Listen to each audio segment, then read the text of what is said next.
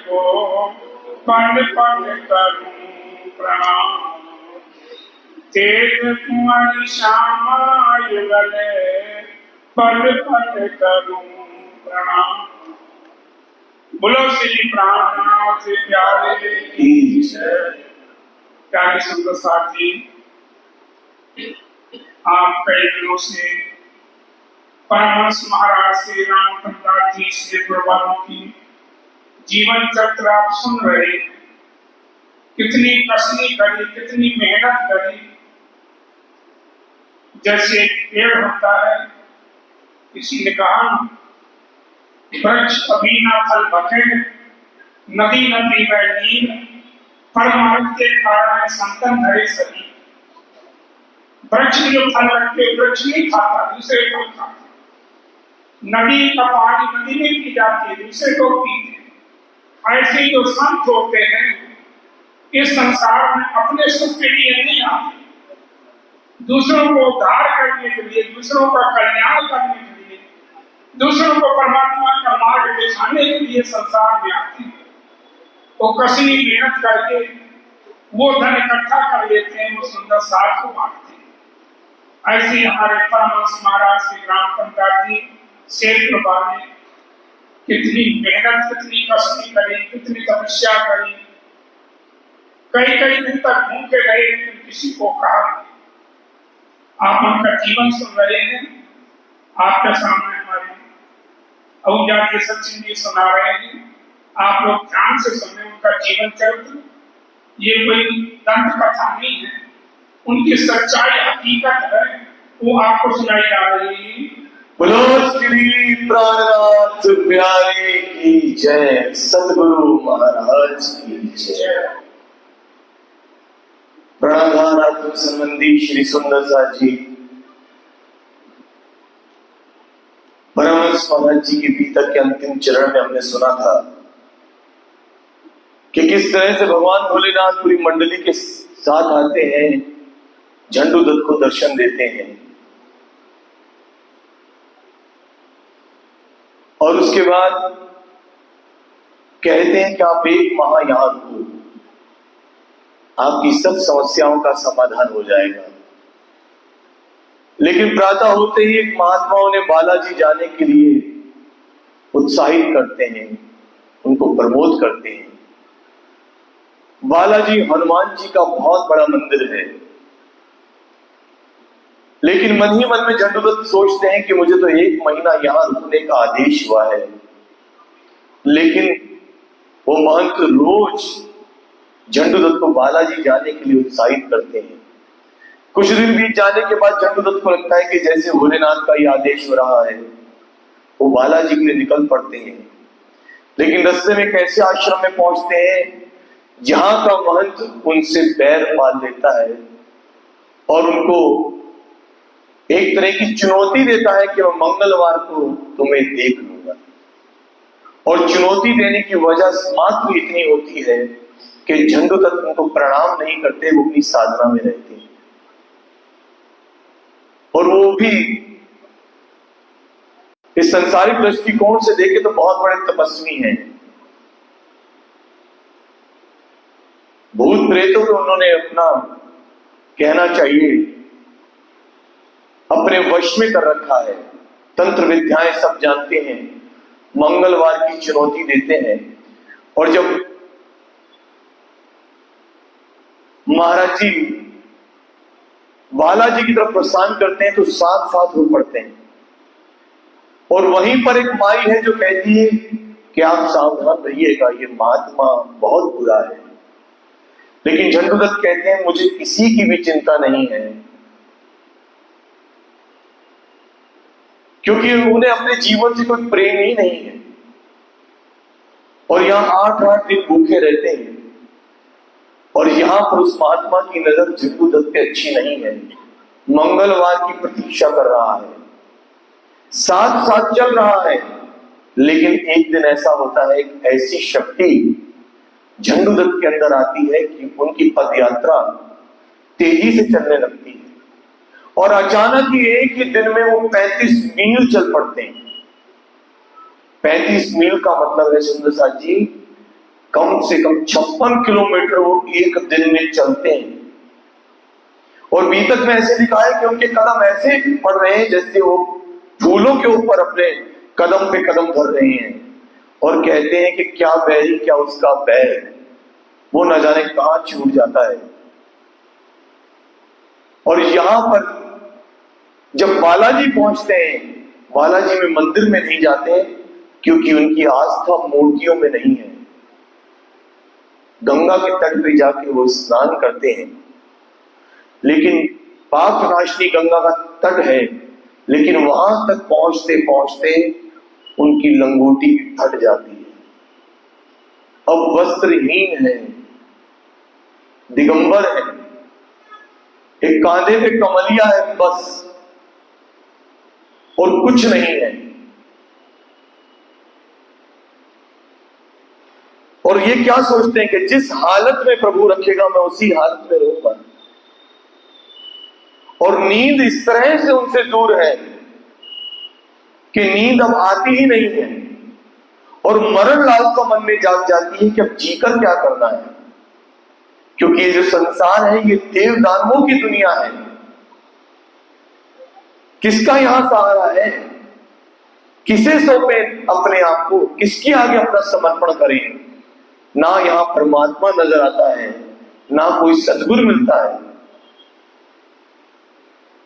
ये तो सिर्फ दानवों की दुनिया है। और जब ऐसे ख्याल मन में आते हैं और स्थिति इतनी गंभीर है, इसमें लिखते हैं कि कमर जो है वो कमान की तरह टेढ़ी हो चुकी है, आंखें अंदर धस चुकी हैं, गाल मुंह में समाहित हो चुके हैं। और अब भूख और नींद दोनों ही इस तरह से बैर पाले हुए झंडूदत्त को ना भूख लगती है ना नींद आती है। और जब ये मरण लालसा होती है मन में कि मैं अपने शरीर को तज दूं, ध्यान में इसलिए बैठे हैं, परमात्मा से ही कहते हैं कि अब तो आप मुझे मुक्त ही कर दो संसार से। लेकिन यहां एक महात्मा फिर मिलते हैं, वो उन्हें कहते हैं कि वेद शास्त्र कहता है कि ब्रह्मचर्य है, गृहस्थ आश्रम है, संन्यास आश्रम है, फिर वानप्रस्थ आश्रम है। झंडूदत्त तुम तो अभी से ही संन्यास आश्रम में आ गए, तुम्हारी उम्र का ये पड़ाव नहीं है, जबकि तुम गृहस्थी हो। यहां पर आकर उन्हें अपने कर्तव्यों का आभास तो जरूर होता है, लेकिन वो सोचते हैं कि मैं इतना आगे आ चुका हूं, मैं कहां किधर जाऊं, पीछे लौटना मेरे लिए संभव नहीं है। या तो मुझे मेरे सद्गुरु मिल जाए या परमात्मा मिल जाए, या फिर मैं अपनी देह का त्याग कर दूं। रात्रि का समय हो जाता है, परमात्मा की ध्यान तो करते हैं, लेकिन वो महात्मा कहता है रात्रि आप यहां रुकिए मत, आप यहां से चले जाइए। तो झंडूदत्त क्या कहते हैं, अब तो यही काट ले, आ ही गए यहां जब तक, देखो यहां ना ठहरो कोई नहीं ठहरना यहां कभी, मेरी संपत्ति से तुम यहां से चले जाओ शीघ्र ही।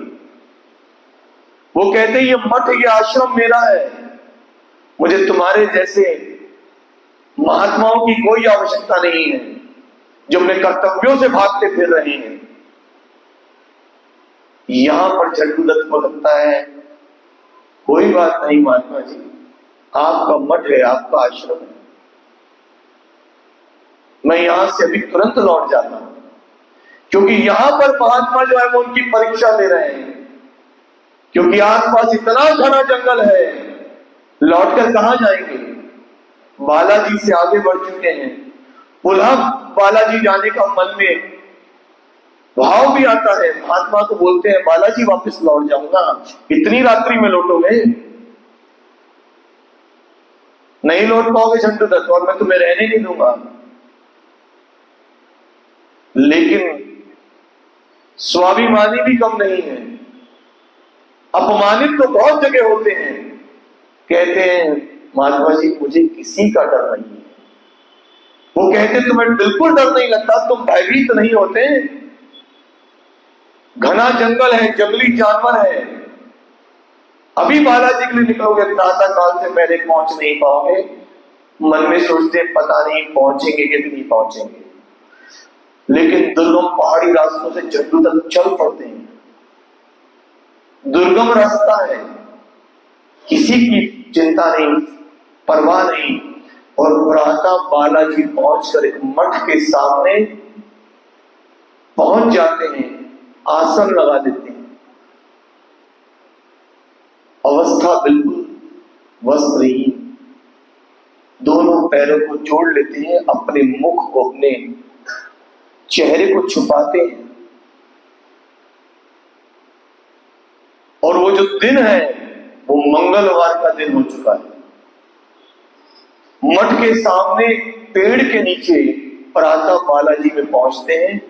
पूरा दिन सुबह से लेकर रात तक उन्होंने अपने घुटनों को इस तरह से जोड़ रखा है और अपने सिर को नीचे झुका रखा है। कई महात्मा साधु आसपास से गुजर रहे हैं। झंडूदत्त किसी के ऊपर आंख उठा के नहीं देखते कि क्या देखूं ऐसी खुदगर्ज दुनिया को। यहां तो जो मिलता है वो आपको तो आपके वस्त्रों से पहचानता है, आपको आपकी प्रतिष्ठा से देखता है, आप कितने समृद्ध हैं तब उसको देखकर आपका सम्मान करता है। कहते मैं तो दरिद्र हूं, मेरे पास तो कुछ भी नहीं है, अपने सिर को झुकाकर रखते हैं, ध्यान में बैठ जाते हैं। रात्रि का समय हो जाता है, जिस रात की चुनौती उस महात्मा ने झंडूदत्त को दे रखी है। ध्यान में बैठते हैं, लेकिन जैसे ही 12 साढ़े 12 बजे का समय होता है, झंडूदत्त को बेचैनी, घबराहट होने लग जाती है कि जैसे वहां पर बैठे किसी महात्मा ने उनके ऊपर अपनी किसी तंत्र विद्या का उपयोग किया हो। घबराते नहीं है, अपने इष्ट का जप करने लगते हैं।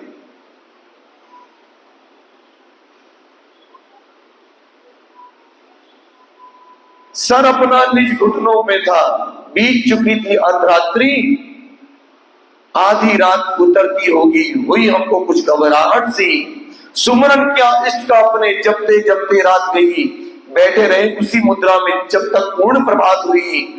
उदय हुआ उजाला जिस समय, साधुओं ने देखा हमको, देख हमारी हालत कुछ आश्चर्य हुआ साधु जन को। घबराहट होती है, बेचैनी होती है, मन ही मन में जान जाते हैं चुनौती देने वाला भी कुछ कर रहा है, लेकिन अपने इष्ट का ध्यान करते हैं। प्रातः का समय हो जाता है, वही साधु देखते हैं कि कल सुबह से ये साधु यहां बैठा है, उसी मुद्रा में बैठा है, हिला नहीं अभी तक अपने स्थान से। ऐसी कौन सी दिव्य शक्ति इसके अंदर बैठी है। यहां पर वो क्या कहते हैं, कौन वेग के साधु हो तुम, प्रश्न किया हमसे कुछ ने, हम साधु नहीं है बाबा जी, उत्तर दिया हमें उन्हें हमने, बदकिस्मत से ब्राह्मण है और कुछ नहीं है, धक्के खाते फिरते हैं वही, अद्भुत लीला है उसकी, गुरु नहीं कर पाए अब तक, कर्महीन निकले इतने, विचर रहे उद्दंड इसी से, बंधे नहीं है किसी खूंटे से। हम तो ब्राह्मण हैं, धक्के खाते फिरते हैं, सतगुरु की तलाश में, परमात्मा मिल जाए।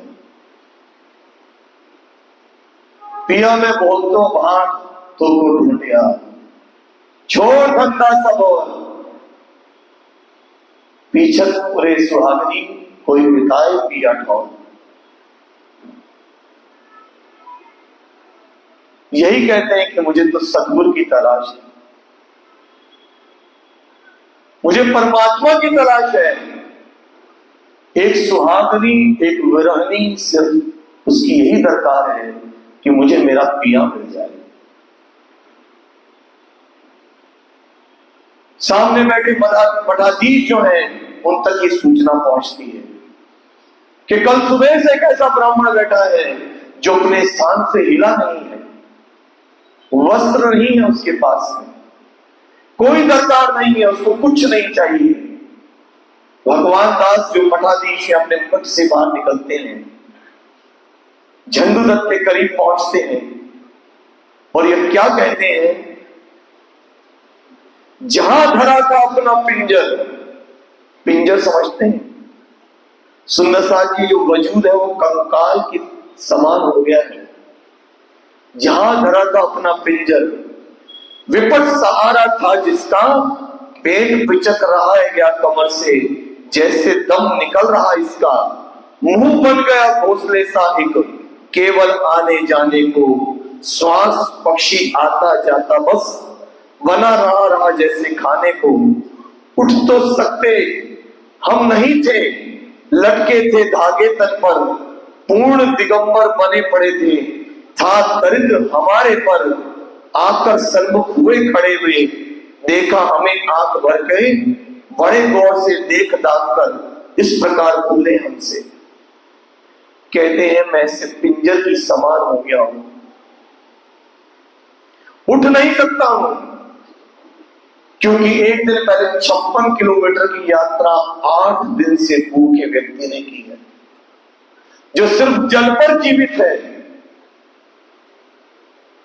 और लंगोट भी नहीं है, दिगंबर अवस्था है, और ऐसे लग रहा है जैसे अभी दम का दम निकला, मुंह तो घोंसले के समान हो चुका है, सिर्फ एक सांस है वो चल रही है। जब मठ के मठाधीश्वर भगवान दास देखते हैं, कहते आओ ब्रह्मचारी, बालाजी के दर पर आए हो, आके दर्शन तो कर दो। जब इतना स्नेह से कहते हैं तो झंडूदत्त अपने आसन से उठते हैं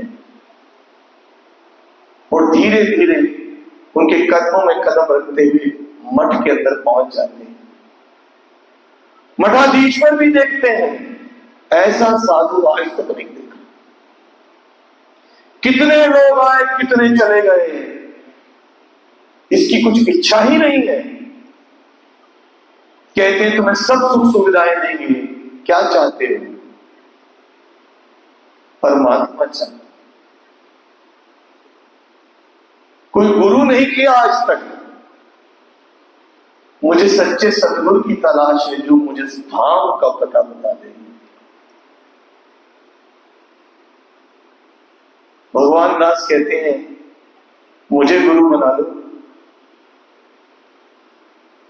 झंडूदत्त निवेदन करते हैं मैं उसके काबिल नहीं हूं, प्रभु आप तो बहुत ऊंचे मठाधीश्वर हैं। सतगुरु बनना चाहते हैं भगवान दास, और क्या कहते हैं, आप हमारी बात पूछ लो, क्या इतना ना काफी है? शिष्य योग हम नहीं आपके, इसकी तो बस माफी है, हमें तो आप क्षमा कर दीजिए, हम इस योग्य नहीं है कि हम आपके शिष्य बन जाए। आप देखिए कितनी नम्रता है।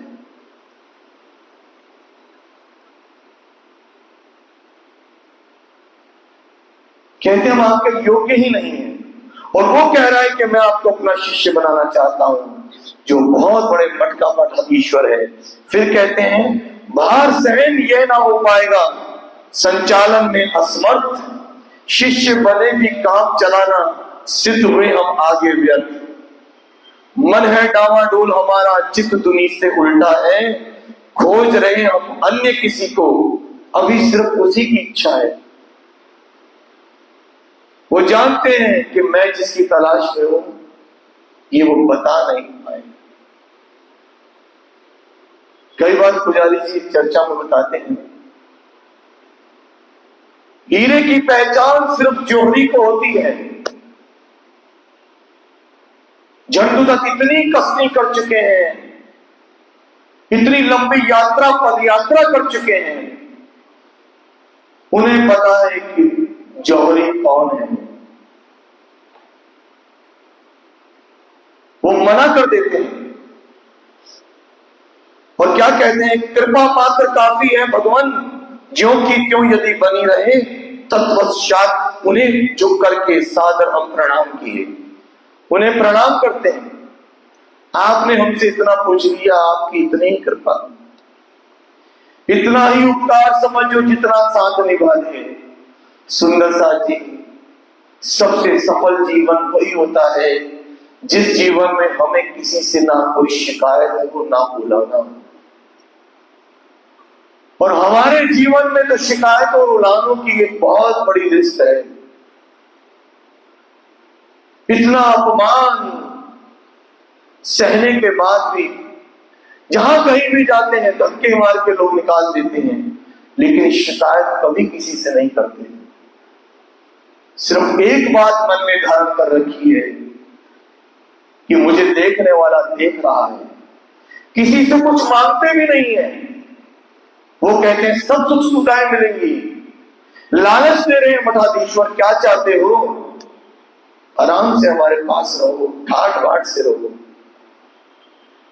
अच्छे से अच्छे वस्त्रों को पहनो। क्या हालत बना रखी है, मुंह पिचक गया है भाई, उम्र देखो अपनी,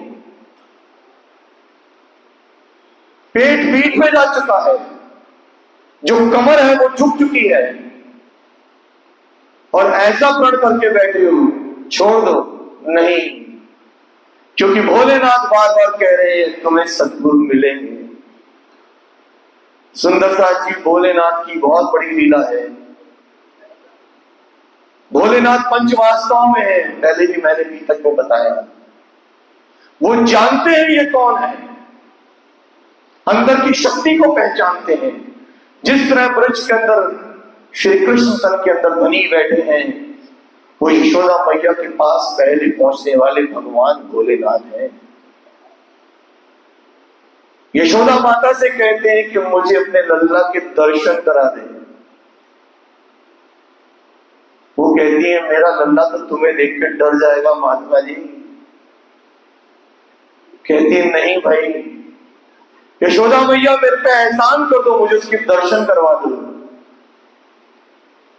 मुखमंडल दिखाती है, कहते नहीं मुझे तो इसकी चरणों की धूली चाहिए, क्योंकि इसके अंदर कौन बैठा है, पार ब्रह्म बैठा है। प्रगट्यो पूर्ण पार ब्रह्म महामती तणो आधार। सबसे पहले भोलेनाथ पहुंचते हैं।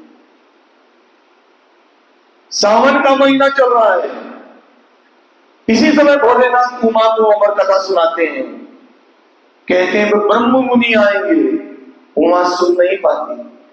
क्यों? स्वप्न की बुद्धि से बनी है। अखंड ब्रजराज का ज्ञान देना चाहते हैं, योग माया तक का ज्ञान देना चाहते हैं, सुन नहीं पाती। उमा कहती है मेरा उद्धार कैसे होगा, कलयुग में ब्रह्म मुनि आएंगे। बढ़िए भविष्य प्राण महेश्वर तंत्र भवामी में भविष्य की मुनियमत रूपणा प्रधान पुरुषाश्रय उत्पन्न न्याय कलयुगे। उमा चिंता मत करो, ब्रह्म मुनि आएंगे। कहां आएंगे? विंध्याचल पर्वत पे ले जाते हैं,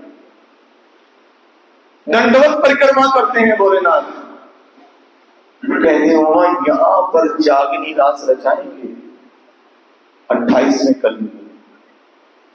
ऐसी अनहोनी घटना होने वाली है जो आज तक इस ब्रह्मांड में नहीं हुई। दुनिया बनी मिट गई, लेकिन तासुदी आज तक कोई बता नहीं सका कि परमात्मा है कौन, उसका धाम कहां है, उसकी लीला कहां है, कोई नहीं बता सका। वो ब्रह्म मुनि 28वें कलयुग में विंध्याचल पर्वत पर आएंगे, जहां पर उम्मड़ जी और बंगला जी में धनी बैठे हैं। यहां पर सबसे पहले आप दंडवत परिक्रमा करते हैं भोलेनाथ उमा के साथ। वही भोलेनाथ झंडूदत्त के साथ हैं, जो जानते हैं कि ये ब्रह्म मुनि है। इनके तन से जो लीला होने वाली है, इसलिए बार बार भोलेनाथ उनके समक्ष खड़े हो जाते हैं। झंडूदत्त यहां मठाधीश्वर को प्रणाम करते हैं, बाहर निकल जाते हैं और उसी पेड़ के नीचे बैठ जाते हैं। मंगलवार का दिन, रात्रि बीत जाती है, बुधवार का दिन मठ में निकल जाता है। बुधवार रात्रि को पुनः उस पेड़ के नीचे आते हैं। मठाधीश्वर भी दूर से देखते हैं, कैसा साधु है भाई। गुरुवार का दिन हो जाता है, वहां से उठते हैं, तृप्ति तीर्थ है वहां पर पहुंचते हैं। लेकिन जब वहां पहुंचते हैं तो रास्ते में उनको माई मिल जाती है, जिस माई ने कहा था ये साधु बहुत बुरा है महाराज, इससे संभल के रहना। जब उस माई से मिलते हैं तो क्या कहते हैं, प्रणाम उपरांत माई से पूछा, अब हमने माता जी कहा साथ छूटा उनसे, है प्रसन्न भी वह सन्यासी। कहते अरे माई तुम कहां थी? कहते झंडूदत्त तुम तो पता नहीं कहां उड़ते हुए निकल गए, कहां साथ छूट गया पता ही नहीं चला, लेकिन वो प्रसन्न बहुत है। क्यों? माई बोली सुनते ही उसका तो है जैसे प्रणाम हुआ। कहते हैं झंडूदत्त जिसने तुम्हें चुनौती दी थी ना, उसका तो प्रणाम हो चुका है, उसका तो देवलोक गमन हो चुका है। झंडूदत्त हैरान हो जाते हैं, ये कैसे हुआ? कहती हैं 12 बजे ठीक मंगल को ही जैसे वो प्रणाम हुआ, चले गए परलोक यात्रा करते करते बेचारे, उनको ही समाधि दिलवाकर कल आए हैं हम सारे। मंगलवार रात्रि को 12 साढ़े 12 बजे उसका प्रणाम तो हो गया, देवलोक गमन हो गया। अभी उसी का ही दाह संस्कार करके आ रहे हैं। सुंदर सा जी चुनौती किसको दी थी?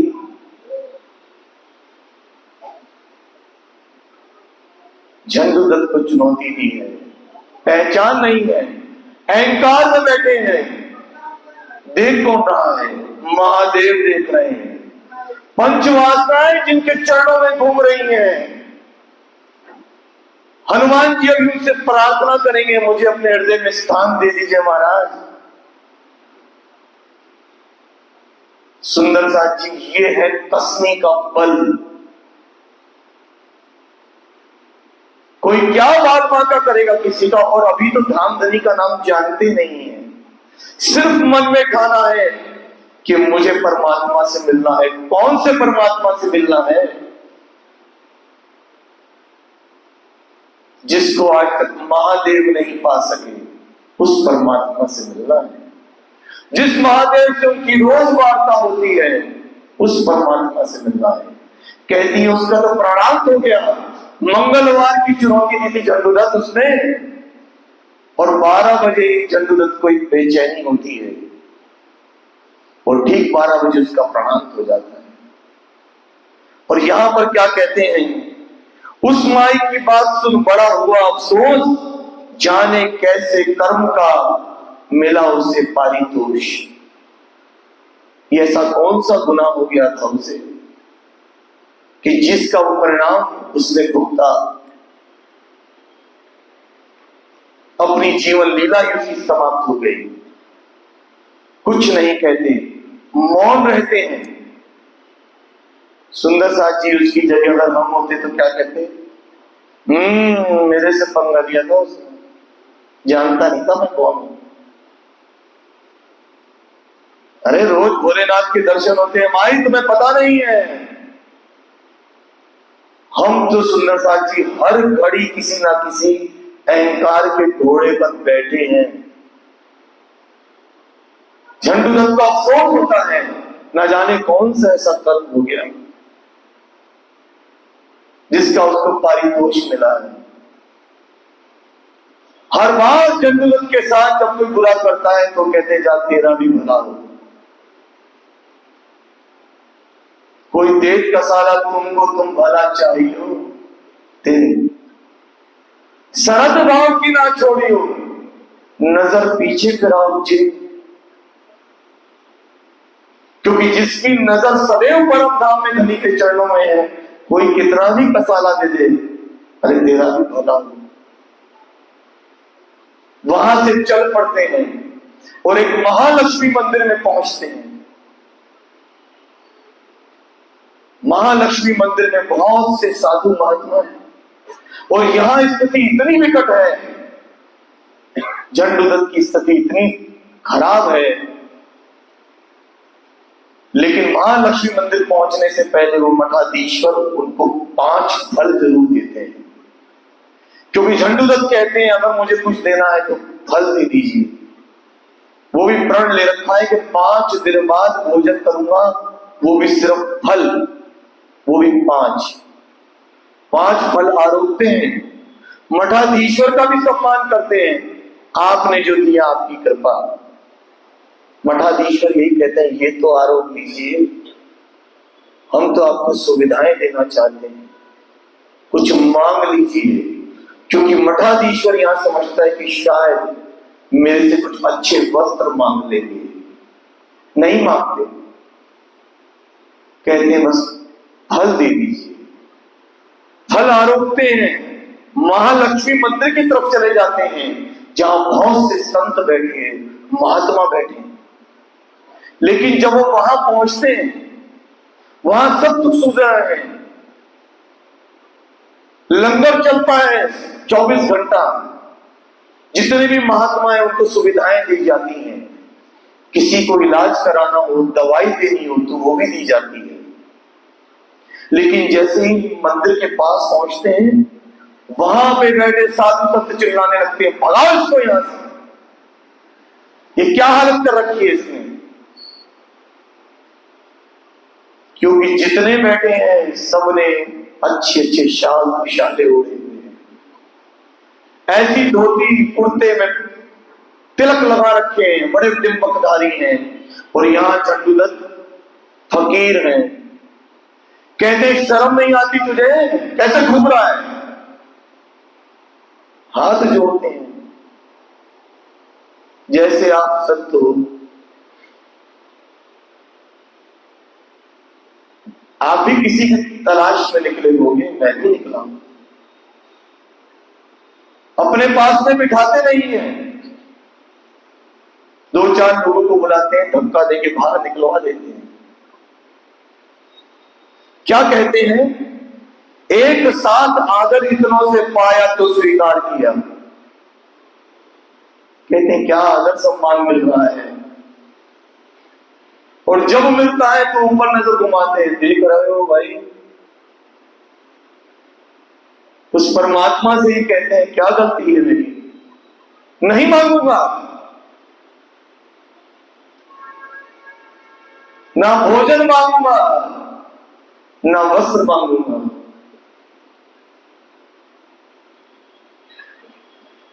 कि एक साथ आदर इतनों से पाया तो स्वीकार किया, ऐसे भाव देखकर उसके मैं हार करके बैठ गया। थोड़ी देर बाद एक साधु खड़ा हुआ आकर के आगे, ऐसी दशा देख करके अपनी फटकारा हमको आके, शर्म नहीं आती क्या तुमको। जब वहां से चले जाते हैं तो बैठ जाते हैं। एक साधु आता है, शर्म नहीं आती तुमको। इस प्रकार नंगे फिरते घर से निकल पड़े साधु बन, डूब के क्यों नहीं मरते, इससे अच्छा तो तुम डूब के मर जाओ।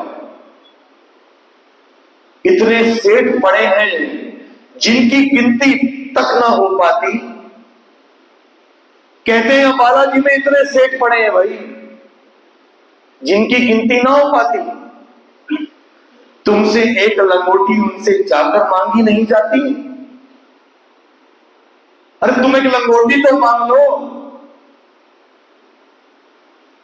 हमें डांट फटकार लगाते चले गए, बड़बड़ करते, एक शब्द भी उसके आगे अपने राम नहीं बोले। कहते मैंने एक शब्द नहीं कहा उसको,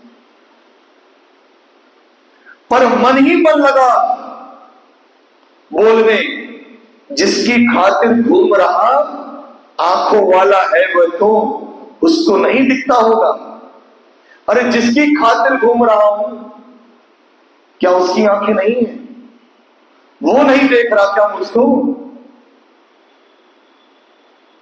सुंदर साथ जी सिखापन है बहुत बड़ा जीवन का।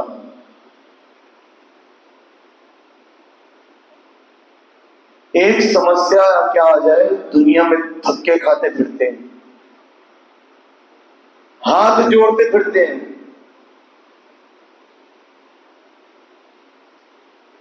भविष्यवक्ताओं के पास पहुंच जाते हैं, पंडितों के पास पहुंच जाते हैं, बता भाई ये मुसीबत के दिन कब टलेंगे, भाई देख जरा मेरी पथरी।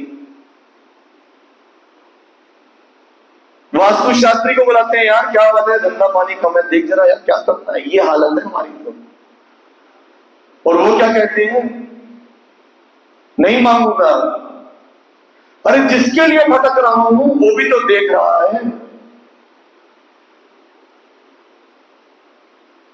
कोई बात नहीं, ऐसी फटकार मिलती है, महालक्ष्मी मंदिर के दरवाजे से लौट जाती है। एक ऐसे बाजार में पहुंचते हैं जहां पे कुछ दुकानें हैं, एक लाला की दुकान के बाहर बैठ जाते हैं। लाला भी जब उनको देखता है, दशा को देखते ही वो भी क्या कहता है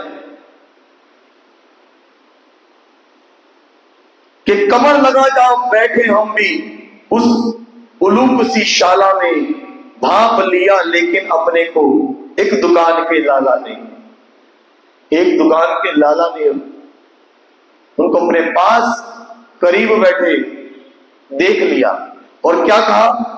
थोड़ी देर बाद लाला जी बोले आकर हमसे, क्यों जी तुम यो क्यों बैठे हो, चलो उठो भागो यहां से, ठहरो कहीं और जाकर के, जहां तुम्हारा हो स्थान, भाई हमारी जगह कहां है, अपनी जान ना पहचान। कहते भागो यहां से, क्यों बैठे हो, अरे जहां पे तुम्हारा स्थान है वहां चले जाओ। झंडूदत्त कहते हैं मेरी कहीं कोई जान पहचान नहीं है, मुझे रात्रि यहीं रहने दो, सुबह चले जाएंगे। लेकिन लाला कहता है तुझे अभी भागना पड़ेगा, भाई भाग जाए यहां से। कहां जाए, इतना कहने के बाद भी थोड़ी देर बैठे रहते हैं, फिर आंख मीच लेते हैं, क्यों दुनिया तू कितनी बड़बड़ कर रही है, तू भी बोल ले लाला, तू भी बोल ले।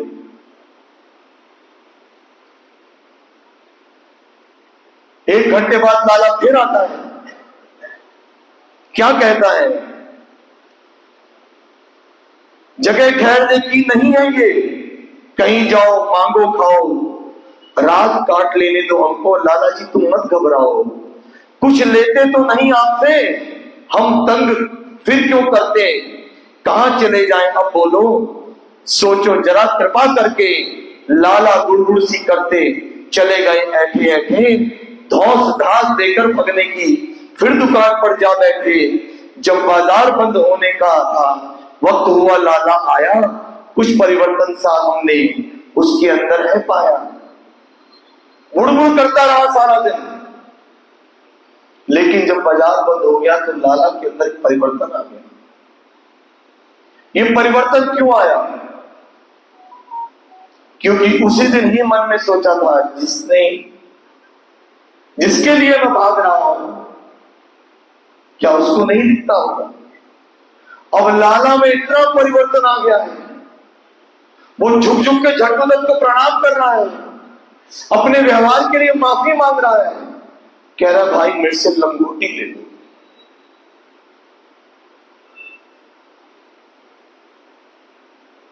कहते नहीं चाहिए, कुछ खाने को ले लो, नहीं चाहिए भाई, हमें रात्रि यहीं ठहरने दो, हम सुबह प्रस्थान कर जाएंगे। लाला ये देख के इतना अचंभित है, कैसा साधु है, मैं इसको कितनी बातें कह रहा हूं, लेकिन इतना आग्रह करते हैं, इतना आग्रह करते हैं। फिर क्या कहते हैं, पैर पकड़ सो मिलते करके, साथ साथ ले गया लिवा, माना नहीं चिपट कर रह गया, बहुत तेरा ही मान किया। कपड़े की दुकान थी उसकी, आसन बिछा लिया एक साथ, बैठ गए हम जाकर के, बोला हमें जोड़कर हाथ, कृपया आप लंगोटी ले लो। हमने कहा ठीक है, हम जैसे हैं रहने दो हमको, लाला करो ना हमको तंग, उसकी इच्छा जिस प्रकार हो उसे ही में रहना ठीक, दखल ना दो उसकी इच्छा है, मैं उसी में रहता निर्भीक। लाला हमें तंग मत करो, हमें इसी अवस्था में रहने दो, हम इसी में ही खुश हैं। लेकिन यहां लाला जी उनके चरणों में बार बार प्रणाम कर रहे हैं, निवेदन कर रहे हैं। जब ऐसा होता है तो यहां झंडूदत्त को लगता है कि जरूर ये मुझे मेरे परमात्मा ने ही भेजा है, कि सुबह जिसका जैसा रंग था रात्रि में उसका रंग और ढंग बदल चुका है। यहां पर वो उससे लंगोटी ले लेते हैं और वो उनको वस्त्र देना चाहते हैं। 3 मीटर कपड़ा देते हैं नीचे बिछाने के लिए, कंबल देना चाहते हैं। झंडूदत्त कहते हैं मैं तो सब त्याग के आया हूं लाला, मेरी यात्रा न जाने कितनी आगे है, मैं सारे बोझ को छोड़कर तो आया हूं, तुमने लंगोटी दे दी, तुम्हारा धन्यवाद। यहां पर लंगोटी पुनः धारण करते हैं,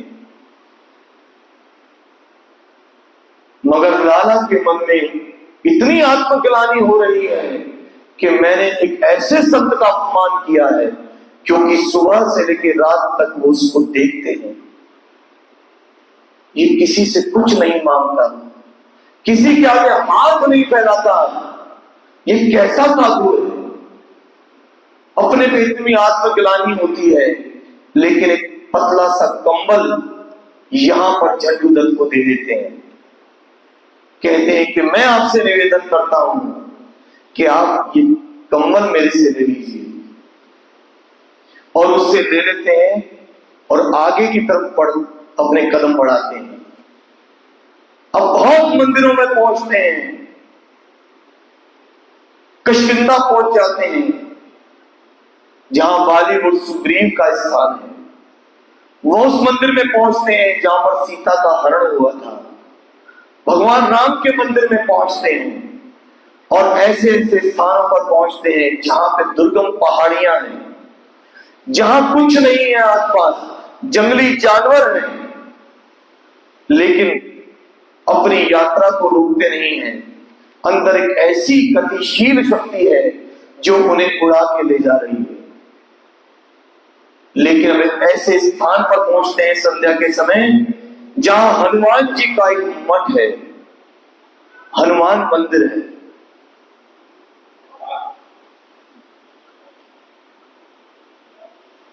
और वहां पर पहुंच के साधना में बैठ जाते हैं झंडूदत्त।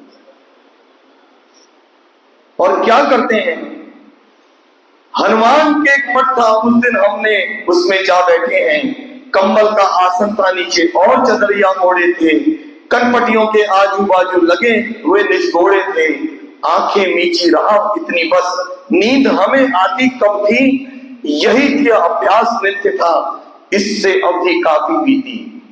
अब नींद नहीं आती है, साधना में बैठ गए हैं। अब यहां पर क्या होता है सुंदरलाल जी, यहां पर रात्रि का समय हो गया है। फिर वही दिव्य पुरुष आते हैं,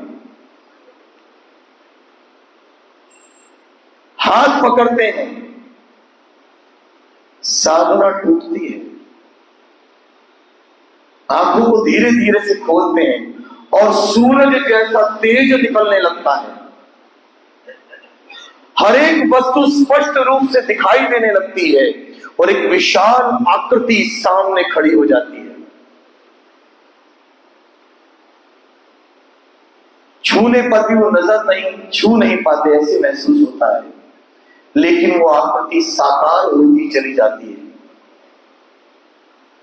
और वहां जिस तरह से मरोड़ी जा रही है और एक आवाज, एक बोल हमेशा की तरह सुनाई देते हैं। क्या कहते हैं, देखो हनुमान जी है ये, सादर इन्हें प्रणाम करो, बल पराक्रम का दाता है, उठकर इनका सम्मान करो। कहते हैं झंडूदत्त ये हनुमान जी है, इनको प्रणाम करो, ये पराक्रम के बल के दाता है, इनका सम्मान करो। और झंडूदत्त क्या कहते हैं, और क्या कहते हैं, ये सहायता देंगे तुमको, बस इन्हें हृदयस्थ करो। हमने कहा अल्पशिक्त बंधु कृपया हमको माफ करो। कहते हैं ये तुम्हें पराक्रम देंगे, ये तुम्हारे हृदय में बैठना चाहते हैं, इनको हृदयस्थ करो। झंडूदत्त कहते हैं आप तो मुझे क्षमा करो। उत्तर इस प्रकार का देंगे, बैठ गए मुंह नीचे करके।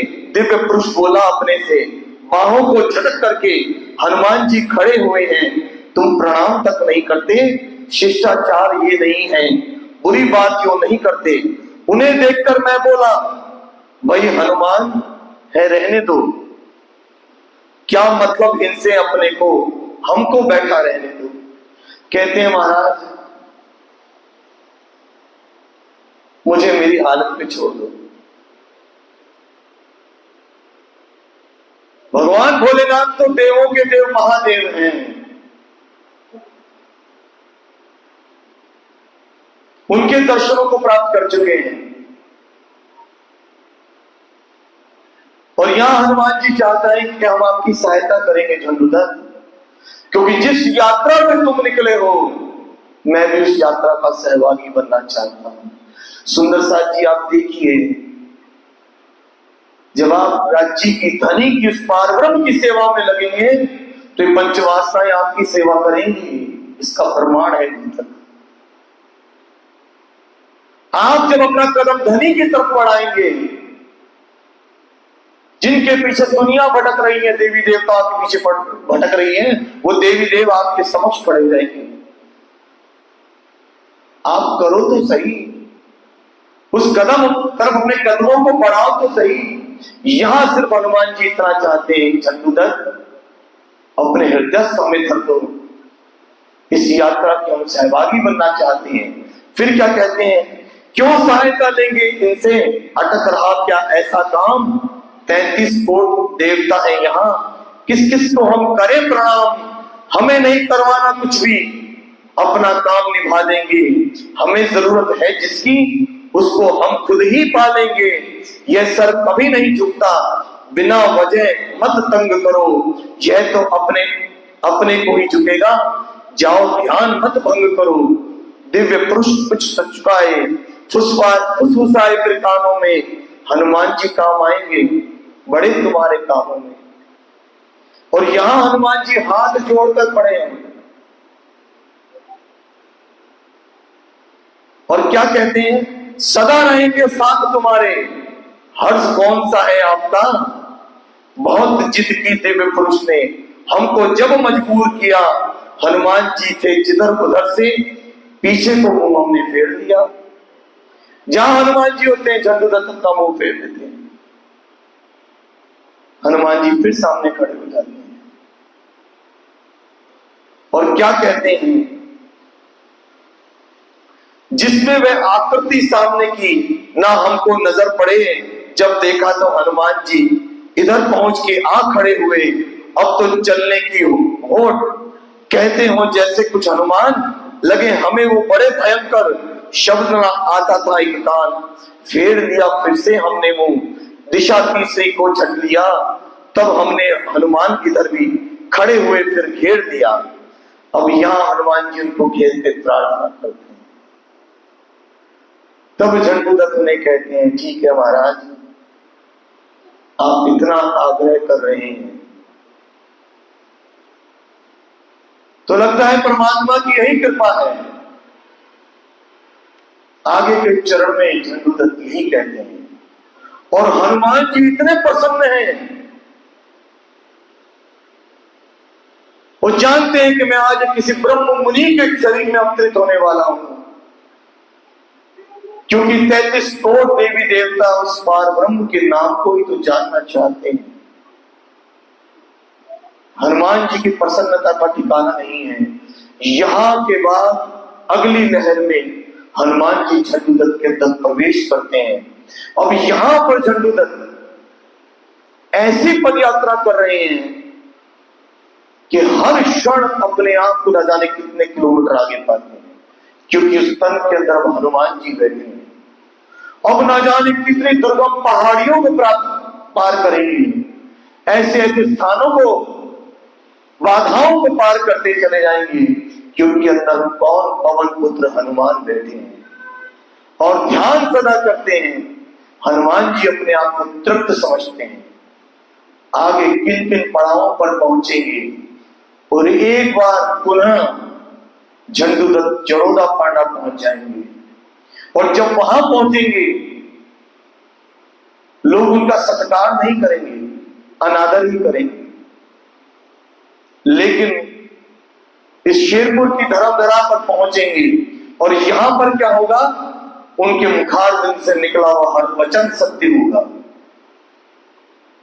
तब वहां के लोगों को पहचान होगी कि झंडूदत्त जो कसनी कर आए हैं वो अपने आप में बहुत महान है, लेकिन सदगुरु का मिलन अभी भी नहीं है।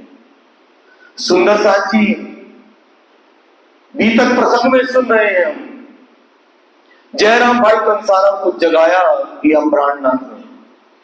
कितने वर्ष लग गए छत्रसाल जी से मिलाप करने के लिए। छत्रसाल जी को अपने जीवन के कितने वर्ष कटे तब जाकर उनको पार ब्रह्म की प्राप्ति हुई। इतनी आसानी से सद्गुरु नहीं मिलते। और हमारे जीवन में ए मेहर ये देखियो ऐसा कर दिया सुगम, बिन कसनी बिन भजन दियो धाम धनी कसम। हमने कोई कसने नहीं करी सुंदर साथ जी, हमने कोई जब तक नहीं किया और हम कितने आराम से राज शमाजी बोल रहे हैं। हम किसकी कमाई खा रहे हैं? हम इन्हीं परमहंसों की कमाई को तो खा रहे हैं। इन्होंने तो हमारे सामने थाल लाके परोस दिया, लो भाई खा लो। ये परमात्मा का नाम है, ये उसका स्थान है, ये उसकी लीला है और ये तुमसे उनका संबंध है। हमें हमारी संबंध की पहचान करा दी इन परमहंसों ने। हम उनकी कमाई खा रहे हैं, लेकिन ऐसा भागा जीव है ये, हमसे तो वो भी खाई नहीं जाती। आगे की मजल हम कल पढ़ेंगे कि हनुमान जी झंडूदत्त के अंदर विराजमान हैं और कैसी दुर्गम पहाड़ियों को कौन कौन से स्थानों पे जाते हैं, कि कल के चरण में हम पढ़ेंगे। अब यहां पर चौपाई दोहराएंगे। फेर लिया फिर से हमने मुंह को, फेर लिया फिर से हमने मुंह को, दिशा तीसरी को छठ हो लिए,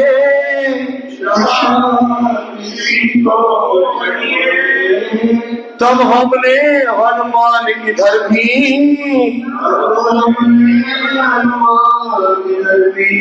खड़े हुए फिर घेर लिए, घेर लिया हनुमान जी ने और झंडूदत्त के तन में प्रवेश कर। सुंदर साथ जी समय तो बहुत है यार, लेकिन लीला भी जरूर सुन लीजिए। परमहंस महाराज जी के कैसी लीला मैं आपको बता रहा हूं। जब इतनी तपस्या कसनी करके जड़ोदा पांडा आते हैं, अपने घर नहीं जाते, किसी शेरपुर की धरा पर पहुंच जाते हैं जहां पर एक छोटा सा शिवलिंग पहले से ही है, क्योंकि अब भगवान भोलेनाथ उनके सेवक हैं,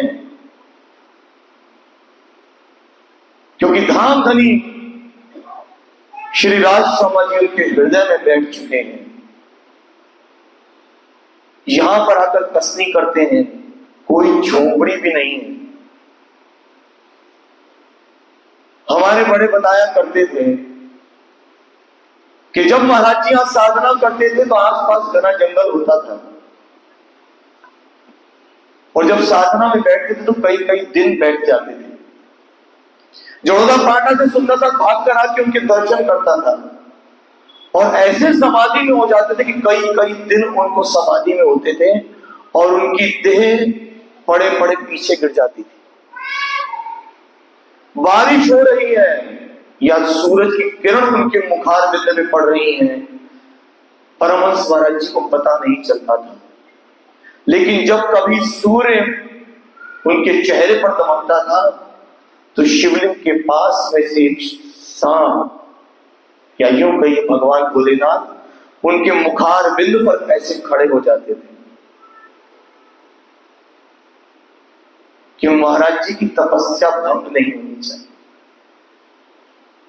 और गांव के लोग आके देखते थे, आसपास ऊपर से सर्प निकल के जा रहे हैं, जंगली जानवर गुजर जाते हैं, मगर साधना भंग नहीं होती। अब साधना कहां की कर रहे हैं?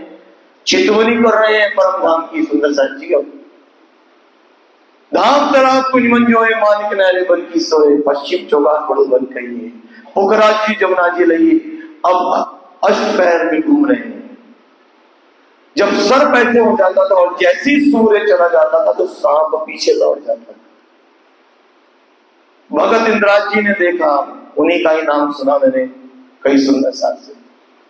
एक दिन जब साधना टूटी, सुंदर साथ दर्शनों के लिए भागते थे तो कहते थे कि महाराज जी की आंखें लाल हो जाती थी, शब्द नहीं बोलते थे, चेहरे पर ऐसा नूर ऐसा तेज होता था, आंखों की चमक ऐसी होती थी, सुंदर साथ प्रणाम करके लौट जाता था। 2-3 दिन के बाद महाराज जी मुखार देने से कुछ बोलते थे। 3 दिन बाद भगत जी ने कहा, महाराज जी आपके लिए कमरा बनाएंगे। मिस्त्री थे भगत इंद्राज जी, दर्शन किए हमने।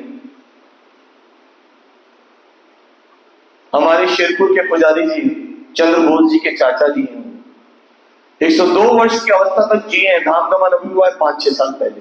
जड़ोदा पांडा से रोज पैदल आते थे आश्रम में। कहा महाराज जी आपके लिए कमरा बनाएंगे। महाराज जी ने कहा क्यों भाई, तू भोलेनाथ की सेवा लेना चाहता है, वो कहां जाएगा भाई, हमें नहीं चाहिए तेरा कमरा। बार बार निवेदन करते हैं, महाराज जी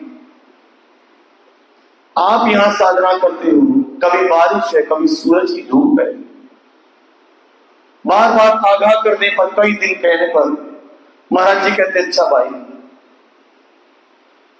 बना ले कमरा। कहां बनाएगा? बोले यहां बनाऊंगा। महाराज जी कहते यहां मत बना भाई, तो यहां बना ले। अब वो तो है मिस्त्री, कहते नहीं महाराज जी यहां ठीक रहेगा। पहचान अभी भी पूर्ण नहीं है ना सुंदर साथ जी। कहते बना ले भाई, यहां बनावेगा यहां बना ले। अब भगत जी कमरा बनाने लगे हैं, दीवारें खड़ी करते हैं। 1 दिन 2 दिन महाराज जी आराम से कुर्सी पर बैठ जाते हैं, कहीं नहीं जाते हैं, साधना में बैठे हैं।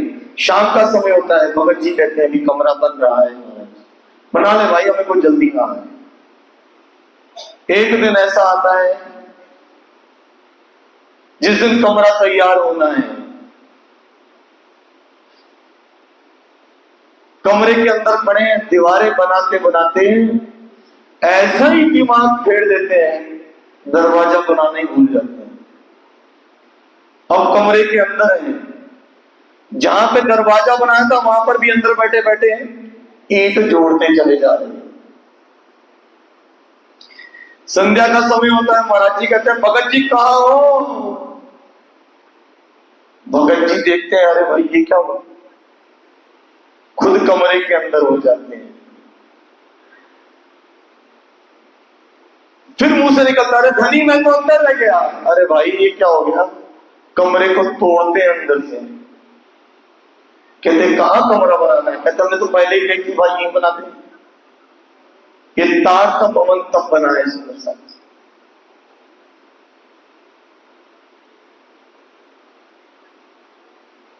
ऐसी लीला दिखाते हैं सब। भगत जी ऐसे हो जाते हैं, पता नहीं चलता कि कमरा उसका गेट कहां है। फिर तोड़ के पूरा उस कमरे का निर्माण करते हैं और तार का भवन बनता है। लेकिन पहली बात क्या कहते हैं कि मेरा कमरा बनाने से पहले भाई इस गुमटी को ठीक कर दे, ये हमारा सेवादार है। उसके बाद आज तक सुंदर साथ जी उस शिवालय में उस गुमटी पर आज भी हमारे पुजारी लोग तो फूल जरूर रखते हैं। क्या सोच कर रखते हैं ये हमारे महाराज जी का सेवादार है। कितना प्रेम है अपने सेवादारों के लिए। जितनी भी पंचवासनाएं आप सबका सम्मान कीजिए, लेकिन आराधना अर्चना आरती अपने धनी अपने पिया की कीजिए। ये सतगुरु की लीला है। कल हम हनुमान जी के प्रसंग को सुनेंगे, आगे क्या चलते हैं। और एक और महत्वपूर्ण लीला मैं कल के प्रसंग में रखूंगा कि मथुरा वृंदावन ले जाकर श्री कृष्ण के दर्शन कैसे महाराज जी अपने सुंदर साथ को कराएंगे, ये कल की लीला में हम ये भी सुनेंगे। आज इस वाणी को यही विराम देंगे। बोलो श्री प्राणनाथ प्यारे की जय। मंगल श्री पावनी युक्ति जय, श्री वायुराज युक्ति जय, श्री महाराज की जय, श्री सुंदर सार की जय, श्री सुंदर सार की के चरण में 5 बार शिवका